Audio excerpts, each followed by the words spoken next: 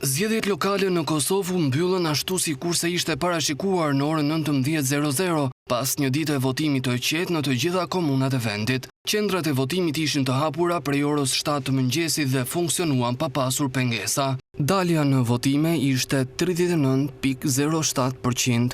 Mbi 2 milion qytetarë kishin të drejtë vote në këto zgjedhje për përfaqësuesit e tyre vendor në 38 komuna. Komisioni Qendror i Zgjedhjeve bëri të ditur se procesi i votimit u zhvillua në mënyrë të rregull dhe demokratike. Po ashtu, edhe koalicioni i organizatave jo qeveritare që monitoroi procesin zgjedhor, Demokracia në Veprim, tha se procesi ishte i qetë dhe demokratik. Menjëherë pas mbylljes së kutive ka nisur edhe numërimi i votave në të gjithë qendrat. Ky proces po zhvillohet në vëzhgimin e komisionerëve dhe vëzhguesve të akredituar, ndërsa KQZ theksoi se çdo ankesë do të trajtohet sipas ligjit dhe brenda fateve të parashikuara.